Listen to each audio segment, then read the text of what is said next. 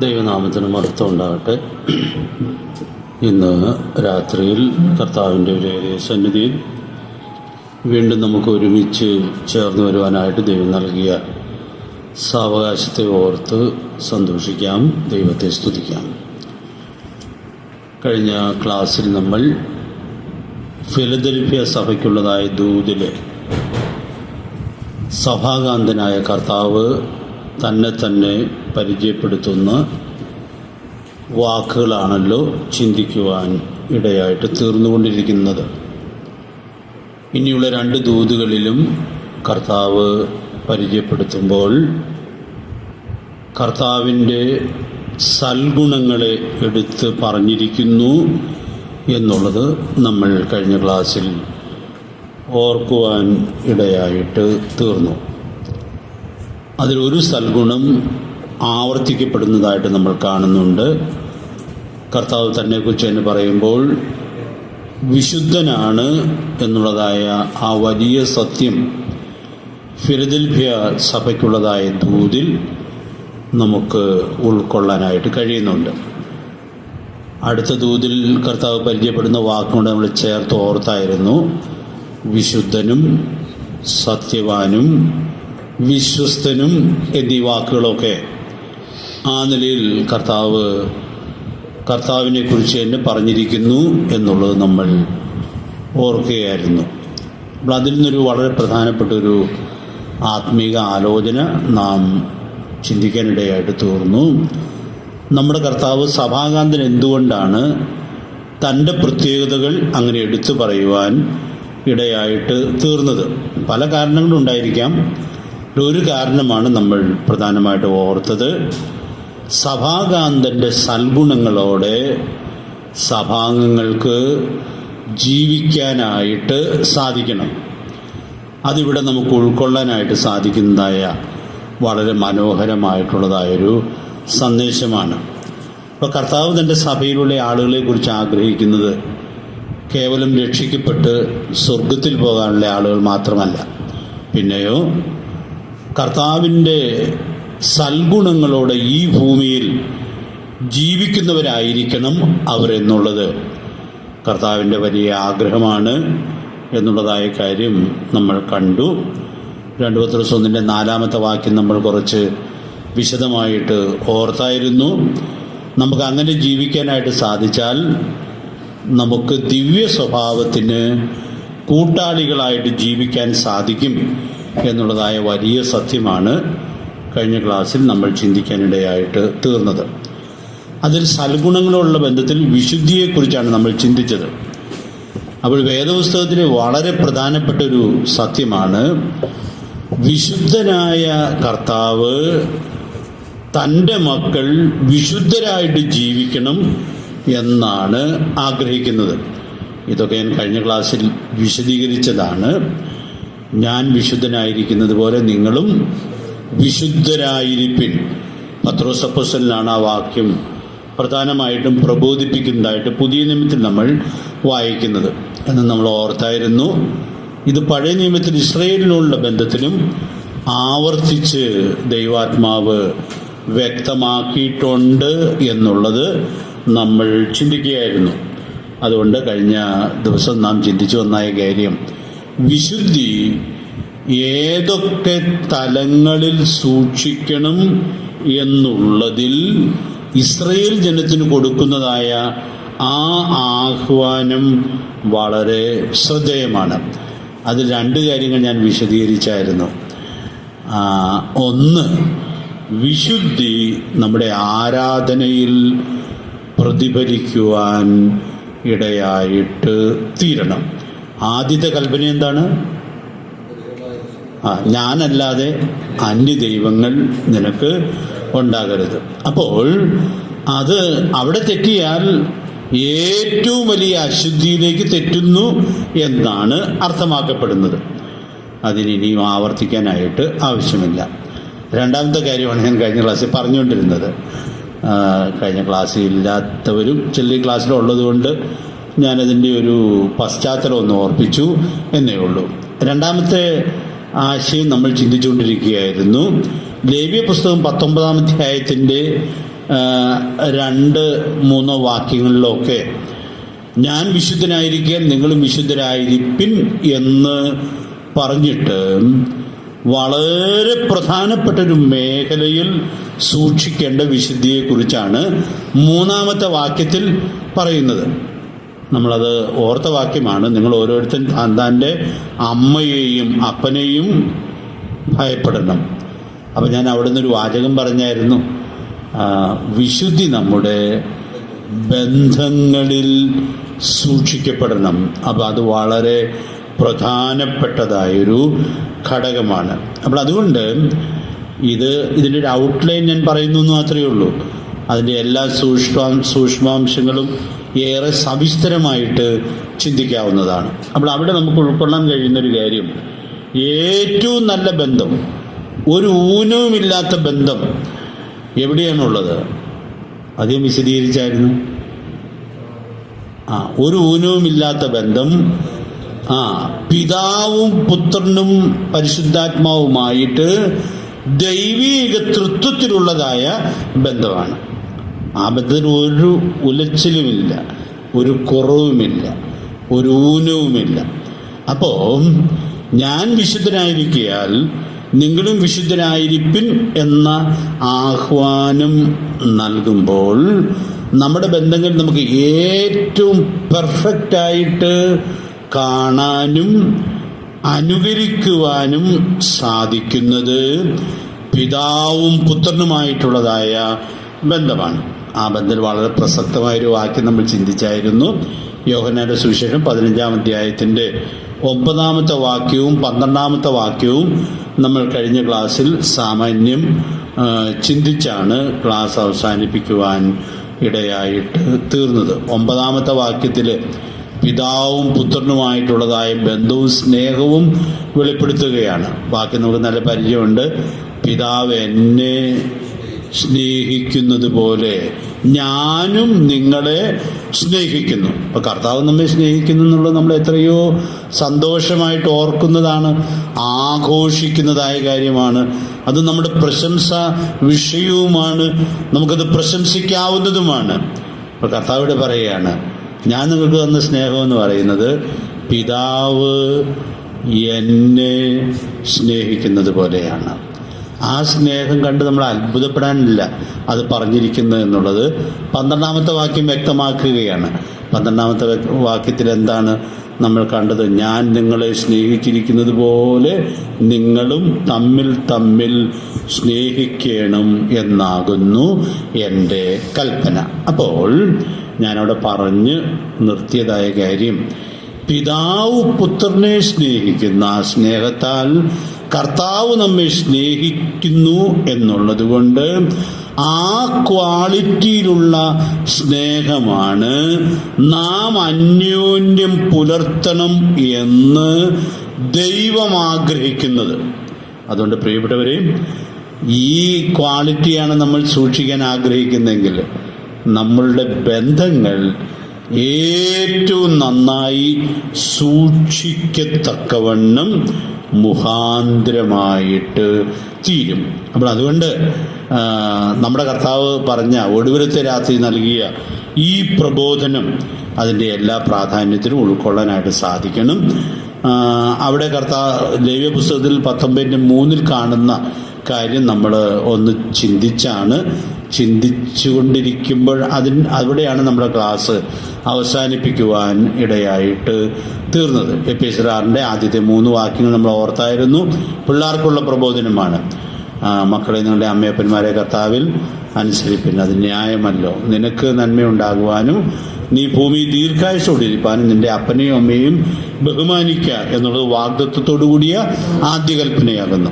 ലേവ്യ 19:3 എന്താ പറഞ്ഞിരിക്കുന്നത്? ഇത്രയും വിശദമായിട്ട് പറയുന്നില്ല. അവിടെ എന്താ പറഞ്ഞിരിക്കുന്നത്? നിന്റെ അമ്മയെയും അപ്പനെയും ഭയപ്പെടണം.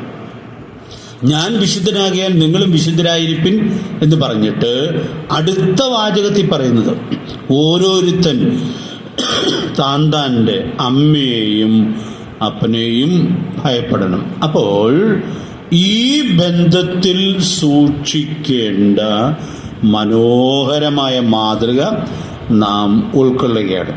അപ്പോൾ ഞാൻ എപ്പിസോഡ് അറിയുന്ന പിള്ളേരുടെ കാര്യം പറഞ്ഞപ്പോൾ 2 അനുഗ്രഹങ്ങൾ വാഗ്ദത്തം ചെയ്യപ്പെട്ടിരുന്നത് പറഞ്ഞായിരുന്നു. ഒന്ന്, നിനക്ക് എന്തുണ്ടാകും? നന്മയുണ്ടാകും. അത് ഞാൻ വിശദീകരിച്ചായിരുന്നു. അതെന്തോരം വിശദീകരിച്ചാലും വിശദീകരിച്ച് തീർക്കാൻ പറ്റില്ല. അപ്പോൾ അതുകൊണ്ട് ഞാൻ ആ ശ്രമത്തിൽ ഏർപ്പെടണ്ട എന്ന് വിചാരിക്കുകയാണ്. രണ്ടാമത്തേത് ഒരു പരാമർശം പറഞ്ഞായിരുന്നു, നിനക്ക് ഭൂമിയിൽ എന്തുണ്ടാകും? ദീർഘായുസ് ഉണ്ടാകും. നമ്മളവിടെ ഞാൻ ഈ കഴിഞ്ഞ ദിവസങ്ങളിലൊക്കെ ചിന്തിച്ച ഒരു കാതലായ കാര്യമുണ്ട്. ഈ അമ്മയപ്പനയോടുള്ളതായ ബന്ധം ശരിയല്ലെങ്കിൽ അതെന്തിനെ ബാധിക്കും എന്നാണ് പറയുന്നത്? ആയുസിനെ ബാധിക്കും. അതിന് 2 റെഫറൻസ് ഞാൻ പറഞ്ഞായിരുന്നോ? ഇത് പറഞ്ഞായിരുന്നില്ല.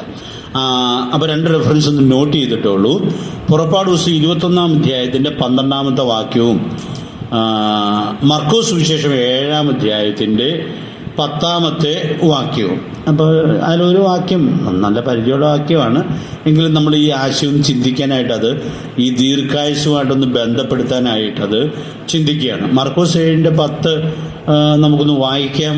മറ്റേ വാക്യം അതേ പ്രകൃതത്തിലുള്ളതായ വാക്യമാണ്. അതുപോലെ വേറെ പല വാക്യങ്ങളുമുണ്ട്. പുറപ്പാട് 21:17, പുറപ്പാട് 21:17 മർക്കോസ് 7:10 2 വാക്യം വേണമെങ്കിൽ അങ്ങ് വായിക്കാം. അപ്പോൾ അവിടെ ഒരു വാക്കിൻ്റെ വ്യത്യാസമേ ഉള്ളൂ. ആ വാക്കിൻ്റെ വ്യത്യാസം നമ്മുടെ പെരുമാറ്റങ്ങളിലൊക്കെ ചിലപ്പോൾ വന്നു പോകാൻ സാധ്യതയുള്ളതാണ്.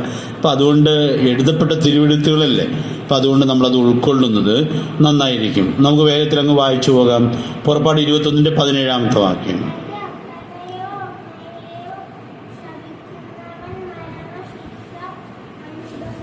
അപ്പോൾ അവിടെ ദൈവം പ്രമാണം എഴുതി കൊടുക്കുമ്പോൾ ഈ കാര്യം പ്രത്യേകിച്ച് പറയുകയാണ്. അപ്പനെയും അമ്മയോ ശപിക്കുന്നവൻ അവന് ഗുണദോഷം കൊടുക്കണമെന്നാണ് പറഞ്ഞേക്കണത്. മരണശിക്ഷ അനുഭവിക്കണം എന്ന് പറഞ്ഞാൽ എന്ത് ഗൗരവമായിട്ടാണ് ദൈവം അത് കാണുന്നത്. കർത്താവ് പറഞ്ഞ വാക്യങ്ങളങ്ങ് വായിച്ചു പോകാം. ഇതൊന്നും ഒരു വിശദീകരണം പറയേണ്ട വാക്യങ്ങളല്ല, ഒറ്റ വായനയിൽ നമുക്ക് കാര്യം മനസ്സിലാകും. മർക്കോസ് 7:10 വാക്യം.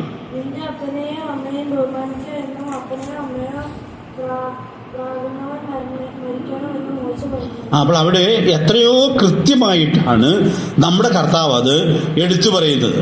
ഈ 2 വാക്യം വായിച്ചാൽ 2 കാര്യം ചെയ്യണ്ടെന്ന് ഖണ്ഡിതമായിട്ടും തീരുമാനിക്കാം. അപ്പനെയും അമ്മയും എന്ത് ചെയ്യണ്ട? ശപിക്കണ്ട. പിന്നെ മറ്റേ വാക്ക് നമ്മൾ അത്രയും ഉപയോഗിക്കാറുള്ളൊരു കാര്യം അല്ലെങ്കിലും ചിലപ്പോഴൊക്കെ ഉപയോഗിച്ചു പോകാൻ സാധ്യതയുള്ളതാണ്. അപ്പനെയും അമ്മയോ കർത്താവ് പറഞ്ഞ വാക്ക് പ്രാകുന്നവൻ.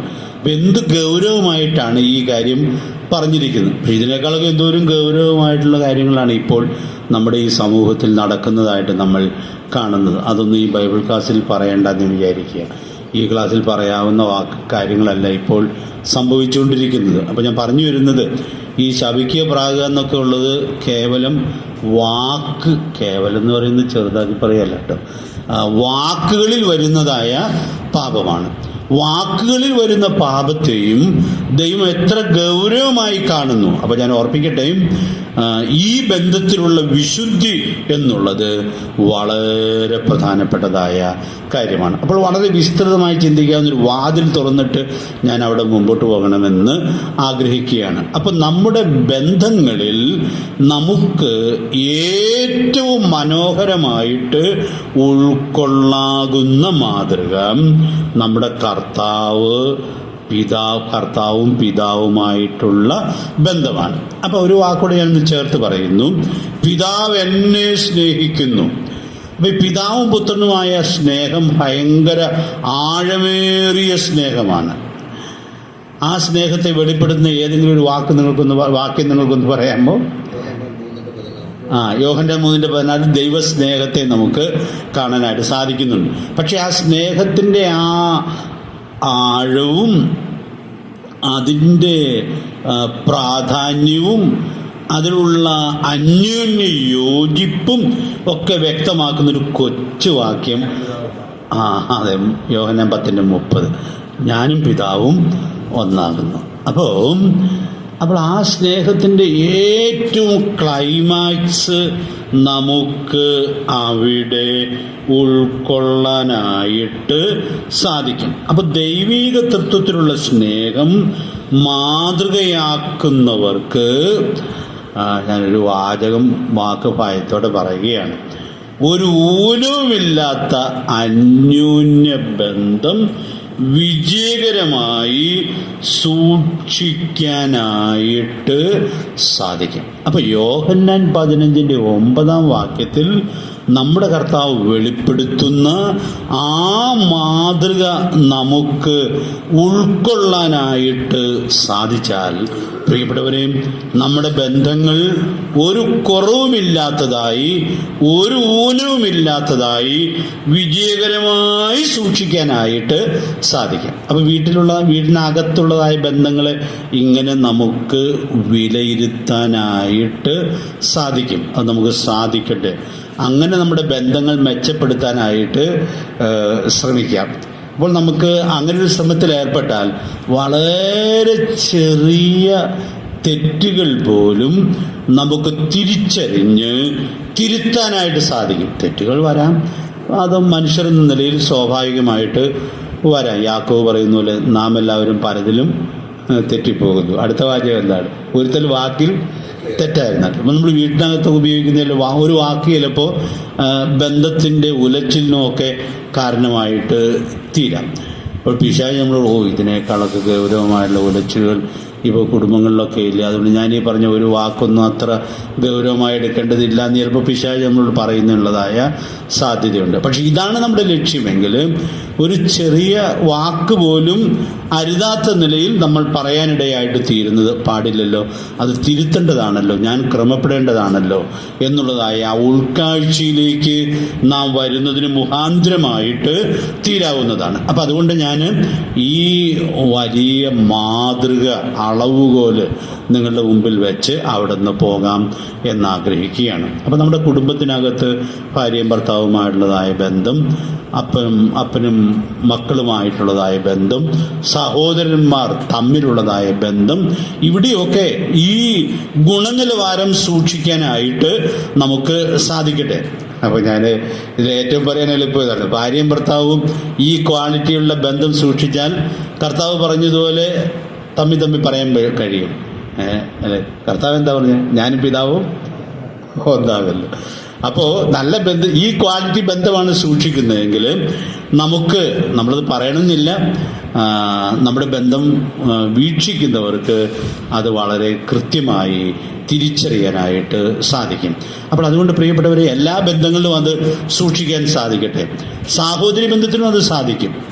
131 സംഘത്തിന് എന്താ പറയുന്നത്? ഇതാ സഹോദരന്മാർ ഒത്തൊരുമിച്ച് വസിക്കുന്നത്. അപ്പോൾ അവിടെ ഒത്തൊരുമിച്ച് വസിക്കുന്ന സഹോദരന്മാർ എത്രയോ ഹൃദ്യമായ ബന്ധമായിരിക്കും സാക്ഷ്യപ്പെടുത്തുവാൻ ഇടയായിട്ട് തീരുന്നത്. അതുകൊണ്ട് ഈ വലിയ ഗുണനിലവാരം നമ്മുടെ ബന്ധങ്ങളിൽ സൂക്ഷിച്ച് നമ്മുടെ കർത്താവിൻ്റെ പ്രസാദകരമായ നിലയിൽ നമ്മുടെ ബന്ധങ്ങളെ സൂക്ഷിക്കേണ്ടതിന് കർത്താവ് നമ്മെ സഹായിക്കട്ടെ. ഞാൻ ഓരോന്നും ഇനി എടുത്ത് വിശദീകരിക്കണം എന്ന് ആഗ്രഹിക്കുന്നില്ല.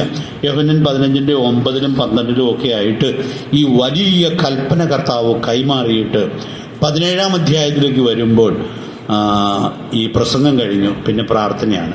16-ാം അധ്യായം വരെ പ്രസംഗമാണ്. പിന്നെ 17-ാം അധ്യായത്തിൽ എന്താണ്?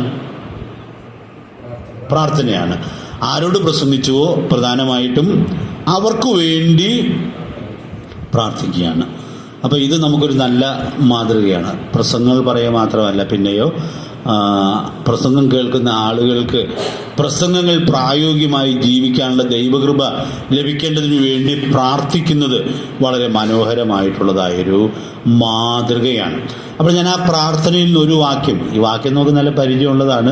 കർത്താവിൻ്റെ ഈ പ്രാർത്ഥന നമുക്ക് നല്ല പരിചയമുള്ള വാക്യങ്ങളാണ്. ഒരു വാക്യം മാത്രമെന്ന് പറയാം. 17-ാം അധ്യായത്തിൻ്റെ 23-ാമത്തെ വാക്യം ഒന്ന് വായിച്ചേ. യോഹന്നാൻ 17-ന്റെ 23-ാമത്തെ വാക്യം.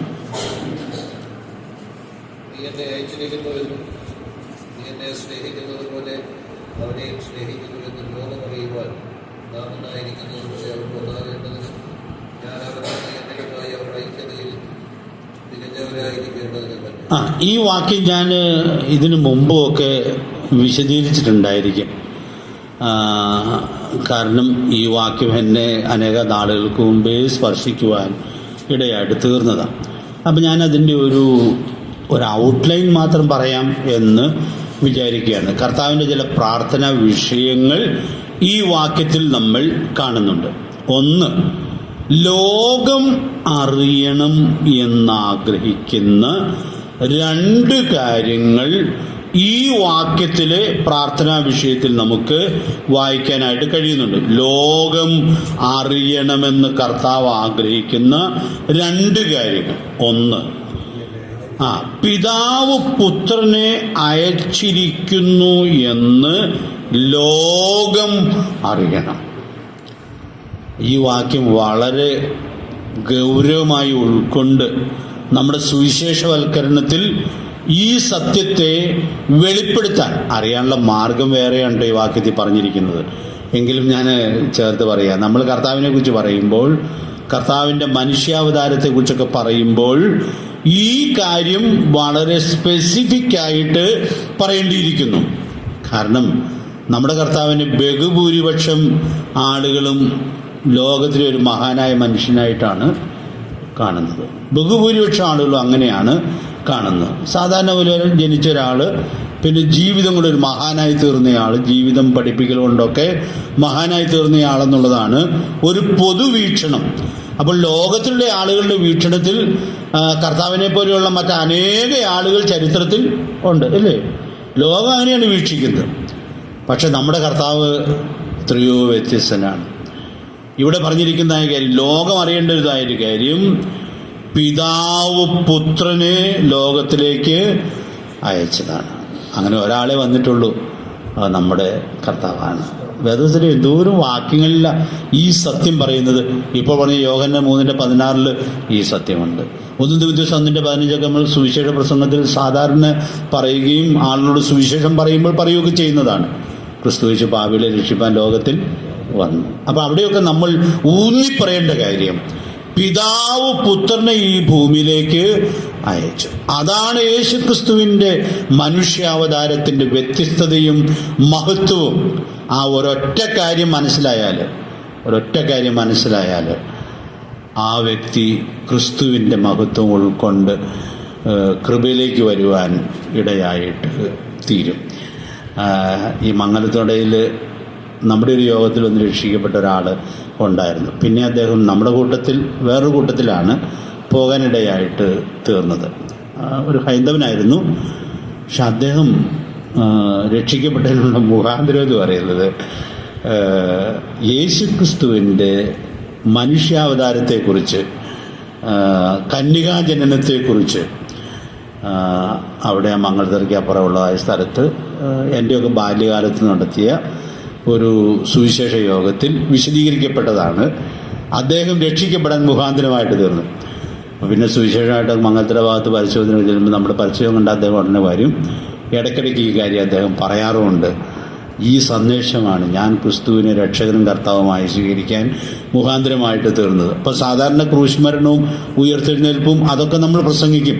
പക്ഷെ ഇതാണ് അദ്ദേഹത്തെ ഒരു ഹൈന്ദവനായ അദ്ദേഹത്തെ അത്ഭുതപ്പെടുത്തുവാനിടയായിട്ട് തീർന്ന വിഷയം അതാണ്. അതുകൊണ്ട് യേശുക്രിസ്തുവിനെ രക്ഷകനായി താൻ സ്വീകരിക്കുവാൻ, രക്ഷകനും കർത്താവുമായി സ്വീകരിക്കുവാനും ഇടയായിട്ട് തീർന്നു. അതുകൊണ്ട് പ്രിയപ്പെട്ടവരെ, നമ്മൾ മറ്റുള്ളവരോട് കർത്താവിനെ കുറിച്ച് പറയുമ്പോൾ കർത്താവോട് പ്രാർത്ഥിക്കുന്ന ഈ വിഷയം നമുക്ക് പറയാനുള്ളതായ വലിയ ഉത്തരവാദിത്വമുണ്ട്. പിതാവ് പുത്രനെ അയച്ചിരിക്കുന്നു എന്നുള്ളതായ കാര്യം ലോകത്തോട് പറയാനുള്ളതായ ഉത്തരവാദിത്വമുണ്ട്. ലോകം അറിയേണ്ട രണ്ടാമത്തെ കാര്യം, അതാണ് നമ്മുടെ വിഷയത്തിൽ കൂടുതൽ പ്രധാനം.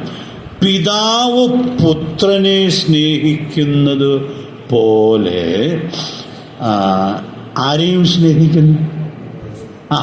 ശിഷ്യന്മാരെയും സ്നേഹിക്കുന്നു എന്ന് ആരറിയണം?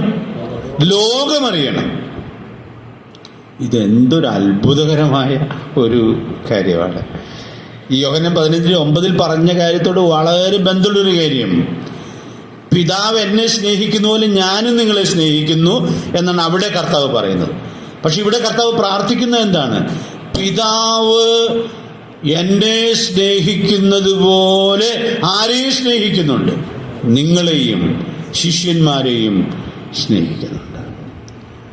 ഇതൊക്കെ നമ്മുടെ ഈ കൊച്ചുബുദ്ധിയിൽ മനസ്സിലാക്കാൻ കഴിയുന്നതിനും അപ്പുറമാണ്. നമ്മുടെ കർത്താവ് നമ്മെ സ്നേഹിക്കുന്ന സ്നേഹം 15:9 പറയുമ്പോൾ ഈ പ്രാർത്ഥനയിൽ പിതാവ് പുത്രനെ സ്നേഹിക്കുന്നത് പോലെ നമ്മെ സ്നേഹിക്കുന്നുണ്ട്. അപ്പോൾ നമ്മൾ പിതാവിൻ്റെ സ്നേഹവും പുത്രന്റെ സ്നേഹവും സമൃദ്ധിയായിട്ട് അനുഭവിക്കുന്നവരായ ആളുകളാണ്. പ്രിയപ്പെട്ടവരെ, അതുകൊണ്ട് കർത്താവ് പ്രാർത്ഥിക്കുകയാണ്, നമ്മൾ അങ്ങനെ സ്നേഹിക്കപ്പെടുന്നവരാണെന്നുള്ളത് നമുക്ക് വലിയ പിടുത്തമില്ല അല്ലേ? നിങ്ങൾക്കറിയാമായിരിക്കും. പക്ഷേ പിതാവ് പുത്രനെ സ്നേഹിക്കുന്ന പോലെയാണ്. ഇതൊന്ന് വ്യക്തിപരമായി ചിന്തിച്ച് നോക്കിക്കും. പിതാവ് പുത്രനെ സ്നേഹിക്കുന്നത് പോലെയാണ് PP പൗലോസിനെ സ്നേഹിക്കുന്നത്. ഇത് നിങ്ങളൊരു 4 പ്രാവശ്യം ഒന്ന് മാറി എന്ന് പറഞ്ഞു നോക്കിക്കുക, നിങ്ങൾ തന്നെ ഒന്ന് പറഞ്ഞു നോക്കിക്കുക. പ്രിയപ്പെട്ടവരെ, അത് എത്ര നമ്മെ അത്ഭുതപ്പെടുത്തുന്നതായൊരു കാര്യമാണ്. നമ്മൾ എത്ര വലിയ സ്നേഹം ആസ്വദിക്കുന്നവരായ ആളുകളാണ്. ഞാൻ കുറച്ച് നാളായി ഇതിൻ്റെ വെളിച്ചം കിട്ടിയതുപോലെ ഇടയ്ക്ക് ഏതെങ്കിലും സന്ദേശത്തിലൊക്കെ ഇതിങ്ങനെ ഇടയ്ക്കിടയ്ക്ക് ചേർത്ത് പറയാറുണ്ട്. ഇതെനിക്ക് നൽകിയൊരു അത്ഭുതകരമായ ആവേശമുണ്ട്. കാരണം പിതാവും പുത്രനും എന്നെ ഇങ്ങനെ സ്നേഹിക്കുന്നുണ്ട്. ഈ സ്നേഹം എനിക്ക് ധാരാളം മതി. ഇനി വേറെ ആരും സ്നേഹിച്ചില്ലെങ്കിലും കുഴപ്പമില്ല, ഞാൻ ദുഃഖിക്കേണ്ട ആവശ്യമില്ല. എന്നെ സ്നേഹിക്കാൻ ആരും ഇല്ലല്ലോ എന്നും പറഞ്ഞൊന്നും വിലപിക്കേണ്ട ആവശ്യമില്ല. കാരണം ഞാൻ ഈ സ്നേഹത്തിൻ്റെ മഹത്വം മനസ്സിലായാൽ ഞാൻ എത്രയധികം സന്തോഷിക്കുവാൻ ഇടയായിട്ട് തീരും. പ്രിയപ്പെട്ടവരെയും, അതുകൊണ്ട് എന്നോട് ഓർപ്പിക്കാനായിട്ട് ആഗ്രഹിക്കുന്ന ഈ കാര്യം, ഇത് നമ്മെക്കുറിച്ച് ലോകമറിയണമെന്ന് കർത്താവ് പ്രാർത്ഥിക്കുകയാണ്. ലോകം നമ്മളെ എങ്ങനെയൊക്കെയാണ് ചിന്തിക്കുന്നത്? വളരെ സഹതാപാർഹമായിട്ടാണ് ചിന്തിക്കുന്നത്. ഈ ശിഷ്യന്മാരെ കുറിച്ച് ലോകം നടത്തിയൊരു വിലയിരുത്തൽ പ്രവൃത്തി 4:13 നമ്മൾ കൂടെ ഓർക്കാറുണ്ടല്ലോ. ഈ പഠിപ്പില്ലാത്തവരും അല്ലേ, സാമാന്യരുമായിട്ടുള്ള ആളുകൾ, അതാണ് ലോകം അവരെക്കുറിച്ച് വിലയിരുത്തുന്നത്. കർത്താവ് എന്താണ് പറയുന്നത്? കർത്താവ് പറയുന്നു, ഞാൻ നിങ്ങളെ സ്നേഹിച്ചത് പിതാവ് എന്നെ സ്നേഹിക്കുന്ന പോലെയാണ്. പിതാവ് എന്നെ സ്നേഹിക്കുന്ന പോലെയാണ് പിതാവ് നിങ്ങളെയും സ്നേഹിക്കുന്നത്. ഇത് ലോകം അറിഞ്ഞാൽ ലോകം അവരെ എത്രയോ അധികം ആദരിക്കും. ഇപ്പം ലോകം തിരിഞ്ഞു നിന്ന് ഈ ശിഷ്യന്മാരെ പരിജ്ഞാനപ്രകാരമാണോ അല്ലയോ ഒത്തിരി ആദരിക്കുന്നുള്ളൂ. പത്രോസിനും മറ്റുമൊക്കെ എന്തൊരു പേരാണ് ഇപ്പോൾ ലോകത്തിൻ്റെ പൊതു ചിന്തയിൽ നമുക്ക് ഉൾക്കൊള്ളാനായിട്ട് സാധിക്കുന്നത്. പ്രിയപ്പെട്ടവരെ, ഞാനിവിടെ ഓർപ്പിക്കാൻ ആഗ്രഹിക്കുന്ന കാര്യം, അത് ലോകം അറിയണമെന്ന് കർത്താവ് പ്രാർത്ഥിക്കുകയാണ്. നമ്മുടെ ഈ ചിന്താവിഷയമായ ദൂതിൽ ഇതിനോട് ബന്ധപ്പെട്ടൊരു വാക്യമുണ്ട്. അത് ഒന്ന് വായിച്ചു പോകാം എന്ന് ഞാൻ കരുതുന്നു. ഫിലദൽഫിയ സഭയ്ക്കുള്ള ദൂതിൽ നിന്നാണല്ലോ നമ്മളിപ്പോൾ ഈ കാര്യം ചിന്തിക്കാനിടയായിട്ട് തീരുന്നത്. അതിൻ്റെ 3-ാം അധ്യായത്തിന് 9-ാം വാക്യം ഒന്ന് വായിച്ച് ഞാനൊത്തിരി വിശദീകരിക്കുന്നില്ല, ഒന്ന് ചേർത്ത് പറയുക മാത്രം ചെയ്യാം. നിങ്ങൾക്ക് അത് കൂടുതൽ ധ്യാനിക്കാനായിട്ട് സന്തോഷം തോന്നുന്നെങ്കിൽ കൂടുതൽ ധ്യാനിക്കാം. ഞാനും വരുന്ന ദിവസങ്ങളിൽ കൂടുതൽ ധ്യാനിക്കണമെന്ന് ആഗ്രഹിക്കുന്നുണ്ട്. വെളിപ്പാട് 3:9 ഒന്ന് വായിച്ച്.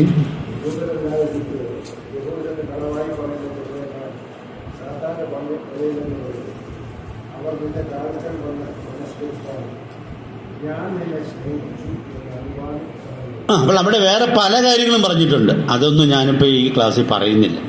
ഒടുവിലൊരു കാര്യം നമ്മുടെ കർത്താവ് പറയുന്ന വാക്കുകളാണത്. ഒടുവിൽ പറയുന്നൊരു കാര്യം ഇപ്പോൾ ഞാൻ പറഞ്ഞുകൊണ്ടിരുന്നതായ കാര്യമാണ്. എന്താണ്? അവർ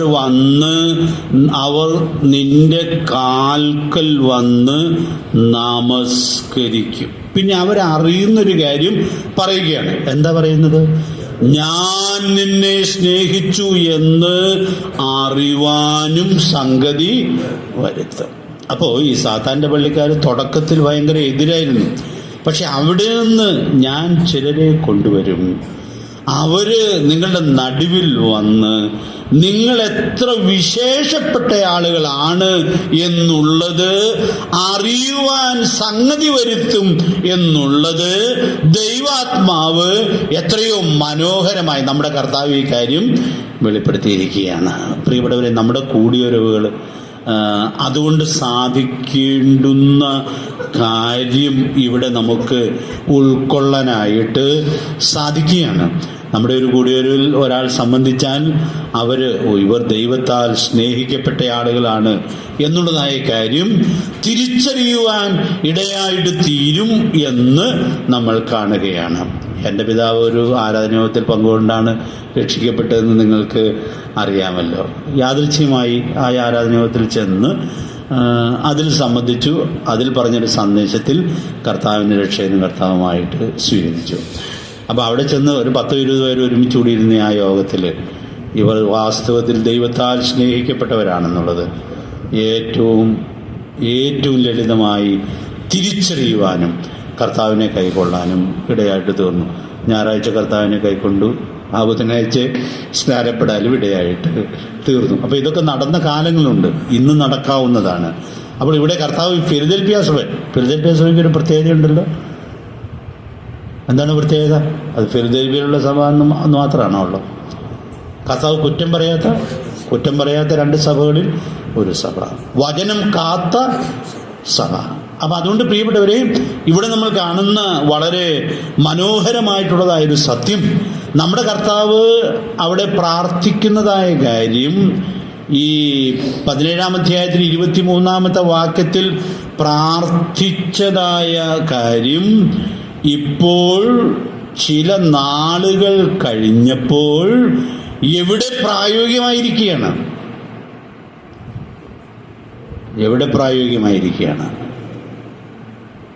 അതിന് നിങ്ങൾ ഉത്തരം പറഞ്ഞെങ്കിലേ മുമ്പോട്ട് പോകാൻ പറ്റും. കർത്താവ് പ്രാർത്ഥിച്ച കാര്യം, യോഹന്നാൻ 17 പ്രാർത്ഥിച്ച കാര്യം ഇപ്പോൾ എവിടെ പ്രായോഗികമായി ആയിരിക്കുകയാണ്? ഫിലദെൽഫിയ സഭയിൽ പ്രായോഗികമായിരിക്കുകയാണ്. അപ്പോൾ നമ്മുടെ കർത്താവ് 17-ാം അധ്യായത്തിൽ 23-ാമത്തെ വാക്യത്തിൽ എന്തു പ്രാർത്ഥിച്ചോ അത് ഏറ്റവും കൃത്യമായി അവിടെ പ്രായോഗികമായി. പിന്നെ ഏതൊക്കെ സഭയിൽ കഴിഞ്ഞ 20 നൂറ്റാണ്ടുകളായിട്ട് പ്രായോഗികമായിട്ടുണ്ട് എന്നുള്ളത് അതിൻ്റെ കണക്ക് നമ്മുടെ കയ്യിലില്ല. പക്ഷെ ക്രിസ്തുവിൻ്റെ ന്യായാസനം അത് നിശ്ചയമായിട്ടും വെളിപ്പെടുത്തും. ഞാൻ അവിടെ നിന്നൊരു എന്നെ വളരെ ആവേശം കൊള്ളിപ്പിക്കുന്നൊരു സത്യം ഓർപ്പിക്കട്ടെ. ഒരു സ്ഥലം സഭയ്ക്ക് ഈ ഗുണനിലവാരത്തിൽ ഇന്നും സാക്ഷ്യം വഹിക്കാനുള്ള എല്ലാ സാധ്യതയും ഉണ്ട്.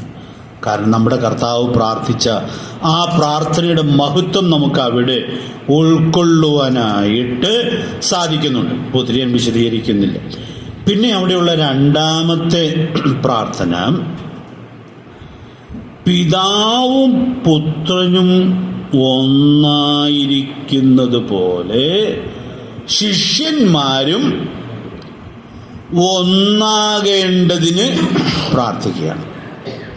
അപ്പം നമ്മുടെ കർത്താവ് ഈ ശിഷ്യന്മാരുടെ ഐക്യതയ്ക്ക് വേണ്ടി പ്രാർത്ഥിക്കുകയാണ്.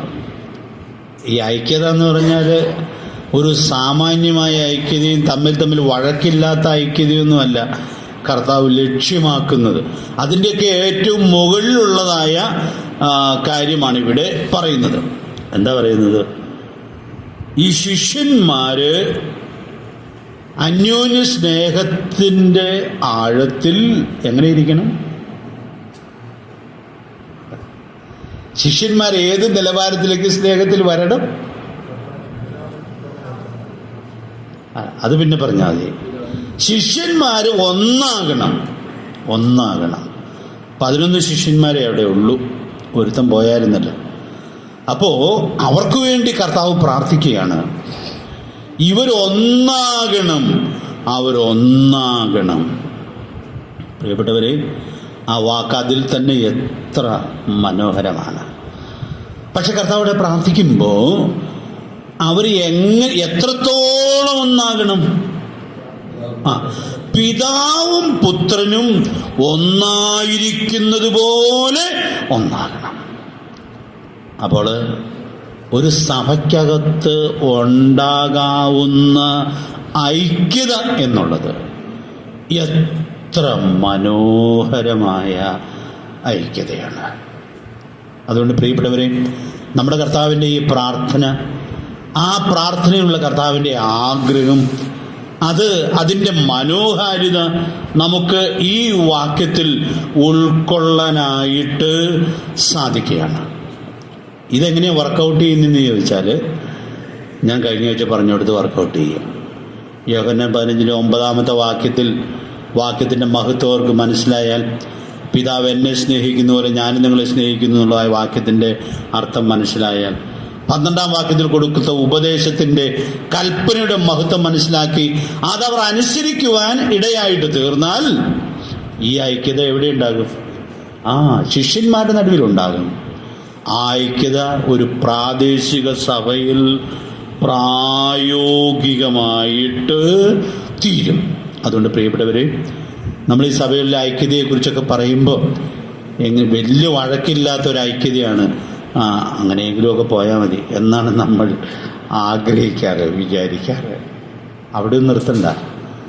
ഈ ഐക്യതയിലേക്ക് ദൈവത്തിൻ്റെ ജനത്തിന്, കർത്താവിൻ്റെ ശിഷ്യന്മാർക്ക് ഉയർത്തപ്പെടാനായിട്ട്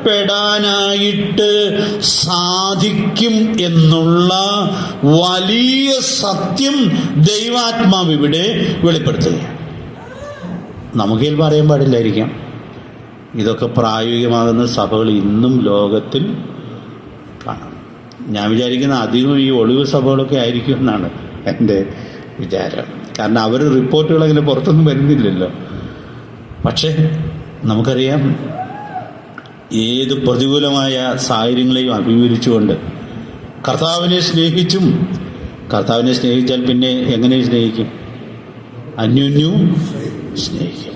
ആ സ്നേഹത്തിലൊക്കെ ജയാളികളായിട്ടുള്ളതായ എത്രയോ സ്ഥലം സഭകൾ നമുക്കറിയാത്തതായിട്ട് ലോകത്തിൽ ഉണ്ടാകാം.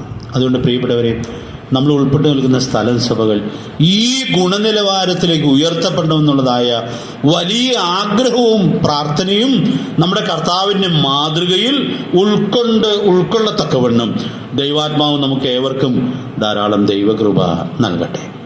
ഈ ഐക്യത പ്രായോഗികമായ പുതിയ നിയമത്തിലെ ഒരു സഭ നിങ്ങൾക്കൊന്ന് പറയാമോ? കർത്താവ് ഈ പ്രാർത്ഥിച്ച കാര്യം പ്രായോഗികമാണ്. തെസ്സലോനിക്ക സഭയാ ഗണത്തിൽ നമുക്ക് പെടുത്താം. 1 Thessalonians 9-10 വാക്യങ്ങളിൽ അത് തെളിയിക്കുന്നുണ്ട്. അവരോട് പറയുന്ന കാര്യം നമ്മൾ ഇടയ്ക്കിടയ്ക്ക് ഓർക്കാറുണ്ട്. സഹോദരപ്രീതിയെക്കുറിച്ച് ഇനി നിങ്ങളോട് പറയേണ്ട ആവശ്യം ഇല്ല. കാരണം അവരോട് പറഞ്ഞിട്ടുള്ള കാര്യമല്ലാതെ അവർ അതുപോലെ പ്രായോഗികമാക്കിയിട്ടുണ്ട്. പ്രിയപ്പെട്ടവരെ, അപ്പോൾ ആ സഭ അതിൻ്റെ ആ സർട്ടിഫിക്കറ്റ് അവരോട് വചനം പറഞ്ഞ ദൈവദാസനിൽ നിന്ന് വാങ്ങിയ സഭയാണ്. വേറെ ഏതെങ്കിലും സഭ വേദോസിലുള്ള സഭ പറയാമോ? യെരുശലേമിലെ സഭ 4-ാം അധ്യായത്തിൻ്റെ 32-ാമത്തെ വാക്യം എനിക്ക് ഭയങ്കര ഇഷ്ടപ്പെട്ടൊരു വാക്യമാണ്. വിശ്വസിച്ചവരുടെ കൂട്ടം ഏക ഹൃദയവും ഏക മനസ്സും ഉള്ളവർ ആയിരുന്നു. തനിക്കുള്ള ഒന്ന് സ്വന്തമെന്ന് ആരും പറഞ്ഞില്ല. സകലവും അവർക്ക് പൊതുവായിരുന്നു. പ്രിയപ്പെട്ടവരെ, കർത്താവ് 17-ാം അധ്യായത്തിൽ നമ്മുടെ കർത്താവിൻ്റെ മരണത്തിന് മുൻപ് പ്രാർത്ഥിച്ചതായ ആ പ്രാർത്ഥന, സ്വർഗാരോഹണ ശേഷവും കർത്താവ് തുടർന്നുകൊണ്ടിരിക്കുന്ന ആ പ്രാർത്ഥനയുടെ ഏറ്റവും കൃത്യമായ ഉത്തരമാണ് തെസ്സലോനിക്ക സഭയിൽ നമ്മൾ കാണുന്നത്. 6-ാം അധ്യായത്തിലേക്ക് വരുമ്പോൾ അതിനൊരു ഉലച്ചിലൊക്കെ വരുന്നുണ്ട്. പക്ഷെ അവർ അതിൽ വീണുപോയില്ല. അവരതിനെ അതിജീവിച്ചു, വിജയകരമായിട്ട് അതിജീവിച്ചു. അപ്പൊ ഈ കാലത്ത് ഇത് പറ്റൂലേ? ഈ കാലത്തും പ്രായോഗികമാണ്. അപ്പം അതുകൊണ്ട് പ്രിയപ്പെട്ടവരെ, ഇവിടെ കർത്താവ് നമ്മെ പഠിപ്പിക്കുന്നതായ ഈ സ്നേഹത്തിൻ്റെ മനോഹരമായ പാഠം ഉൾക്കൊണ്ട് നമ്മുടെ വീട്ടിൽ നമുക്കത് ആദ്യം പ്രായോഗികമാക്കാം. പിന്നെ നമ്മുടെ സ്ഥലം സഭയിൽ അത് പ്രായോഗികമാകാം. ഒരു സഭ നന്നായി പോകുന്നതിൻ്റെ ആദ്യപടി എന്ന് പറയുന്നത് ആ സഭയിലുള്ള കുടുംബങ്ങൾ ഈ ഗുണനിലവാരത്തിൽ വരിക എന്നുള്ളതാണ്. അതുകൊണ്ട് ആ വലിയ ഉൾക്കാഴ്ച ഏറ്റെടുക്കത്തക്കവണ്ണം ദൈവാത്മാവ് നമുക്ക് കൃപ നൽകട്ടെ. ഒരു സഭയ്ക്ക് പൗലോസ് ഈ പ്രബോധനം കൊടുക്കുന്നുണ്ട്. അത് ഒന്ന് വായിച്ച് വേണമെങ്കിൽ പോകാം. ഫിലിപ്പ് 2:2-3 വാക്യങ്ങളിൽ അവർക്ക് ആ സഭയ്ക്ക് ഇതിൻ്റെ ഒരു പ്രബോധനം കൊടുക്കുകയാണ്. ഒന്ന് വായിക്കാൻ വേഗത്തിൽ. ഫിലിപ്പ് 2:2-3 വാക്യങ്ങൾ.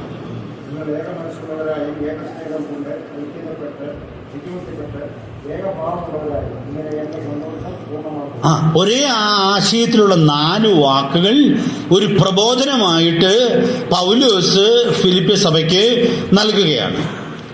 ഏകസ്നേഹം, ഏകഭാവം, ഐകമത്യം, ഇതൊക്കെ ഒരു സഭയിൽ രൂപപ്പെടേണ്ടതിന് വേണ്ടി പ്രബോധിപ്പിക്കുകയാണ്. അപ്പം ഞാൻ ഈ പ്രവൃത്തി 4:32 ഇതും കൂടെ ചേർത്ത് പറയാറുണ്ട്. യെരുശലേമിലെ സഭയ്ക്ക് ഇത് പ്രബോധനമല്ല, പിന്നെ അവരെക്കുറിച്ചുള്ളതായൊരു സാക്ഷ്യമാണ്. തെസ്സലോനിക്ക സഭയ്ക്ക് അതൊരു പ്രബോധനമല്ല. ഫിലിപ്പ് 2:2-3 വാക്യങ്ങൾ. തെസ്സലോനിക്ക സഭയ്ക്ക് അതൊരു പ്രബോധനമല്ല, അവരെക്കുറിച്ചുള്ളതൊരു സാക്ഷ്യമാണ്. പൗലോസ് തന്നെ എഴുതുന്ന സാക്ഷ്യമാണ്. ഇവിടെ പക്ഷേ ഈ സാക്ഷ്യം ഫിലിപ്പ് സഭയെക്കുറിച്ച് പറയാൻ വിഷമമാണ്. അതിൻ്റെ കാരണം നിങ്ങൾക്കറിയാമല്ലോ. അവിടെ സുവിശേഷ ഘോഷണത്തിലൊക്കെ പങ്കുവഹിച്ച 2 സഹോദരിമാർ അത്ര ഐക്യതയിലല്ല. നിങ്ങൾ ഓർക്കുന്നുണ്ടോ അവർ? 2 സഹോദരിമാരുടെ കാര്യം അവർ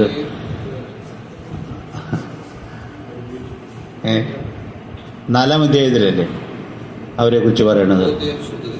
യൂദയും സുന്ദി. അവർ സുവിശേഷ ഘോഷണത്തിൽ പൗലോസിനോടുകൂടെ പോരാടിയ ആളുകൾ. പക്ഷെ അവർക്കൊരു പ്രബോധനം കൊടുക്കുകയാണ്. നിങ്ങൾ കർത്താവിൽ ഏക ചിന്തയോടെ ഇരിക്കണം. അപ്പോൾ ഈ ലേഖന സഭയിൽ വായിക്കുമ്പോൾ ഇവരുടെ അവസ്ഥ എന്തായിരിക്കും എന്ന് ഞാൻ ചിലപ്പോൾ സങ്കല്പിക്കാൻ. ഈ ലേഖനം വായിക്കല്ലോ, ഓരോരുത്തർക്കും ഓരോ ലേഖനം കൊടുത്തുവിടാൻ പറ്റൂലല്ലോ. ഇന്നൊക്കെയാണ് ഈ ഒരു നിമിഷം കൊണ്ട് ഓരോരുത്തരുടെ ഫോണിലേക്ക് ഇതൊക്കെ അയച്ചാൽ മതി. പക്ഷെ അന്നത് പറ്റുന്ന കാലമല്ല. അപ്പം അതുകൊണ്ട് ഇതിൽ വായിച്ച് കേൾപ്പിക്കണം. അപ്പോൾ വായിച്ച് വരുമ്പോൾ സ്നേഹത്തോടെ ഒരു പ്രബോധനം കൊടുക്കുകയാണ്. കർത്താവിൽ ഏകചിന്തയോടെ ഇരിപ്പാൻ ഞാൻ യുവതിയും സുന്ദരിയും പ്രബോധിപ്പിക്കുന്നു. നമുക്കിന്ന് രാത്രി ഒരു വ്യക്തിപരമായിട്ടൊരു സന്ദേശമായിട്ട് അത് ഏറ്റെടുക്കാം. ഏതെങ്കിലും കാരണം കൊണ്ട് നമ്മുടെ ഏകചിന്ത നഷ്ടപ്പെട്ടിട്ടുണ്ടെങ്കിൽ, ഐക്യത നഷ്ടപ്പെട്ടിട്ടുണ്ടെങ്കിൽ, പ്രിയപ്പെട്ടവരെ, നമ്മുടെ കർത്താവിന് അത് എന്തോ ഒരു വേദനയാണ്. പൗലോസിന് വേദനയാണെങ്കിൽ അതിനേക്കാൾ കൂടുതൽ വേദന ആർക്കുണ്ട്? കർത്താവിനുണ്ട്. അപ്പം അതുകൊണ്ട് ഈ ഐക്യതയെക്കുറിച്ച് പറയുമ്പോൾ എഫേസ്യർ 4:3 പ്രബോധനമുണ്ട്. ആത്മാവിൻ്റെ ഐക്യത സമാധാനം എന്നതിൽ കാപ്പാൻ ശ്രമിക്കുകയും ചെയ്യും. ആ ശ്രമമുള്ളിടത്ത് ഐക്യത വർക്കൗട്ട് ചെയ്യുകയുള്ളൂ. അപ്പോൾ അതിൻ്റെ വഴികൾ ഈ ക്ലാസ്സിൽ ഞാൻ പറയുന്നില്ല. എങ്കിൽ ഏറ്റവും പ്രധാനപ്പെട്ട ഒരു ക്ലൂ അതിനുണ്ട്. അതെന്താണെന്നറിയാമോ? ഒരു സഭയിൽ ഒരു വീട്ടിലാണെങ്കിലും ഒരു സഭയിലാണെങ്കിലും ഐക്യത സൂക്ഷിക്കപ്പെടണമെങ്കിൽ നമ്മുടെ കർത്താവിൻ്റെ മാതൃകയിൽ അന്യോന്യം ക്ഷമിക്കാനായിട്ട് സാധിക്കും. അത് സാധിക്കാത്തടത്ത് ഐക്യത ഉണ്ടാവില്ല. തെറ്റായൊരു പെരുമാറ്റം വീട്ടിലുള്ള ആളുടെ ഭാഗത്തുനിന്നുണ്ടായി. അപ്പം അവിടെയൊക്കെ നമ്മുടെ കർത്താവ് പറഞ്ഞൊരു വാക്ക് നമുക്ക് ഓർക്കാം. ഇവർ ചെയ്യുന്നത് അല്ലേ, ഇന്നതെന്നറിയാൽ ഇവരോട് അത് പറയണ്ട. പറഞ്ഞാൽ വഴക്ക് കൂടും അല്ലേ, പറയണ്ട. പക്ഷെ നമുക്കത് ഉള്ളിൽ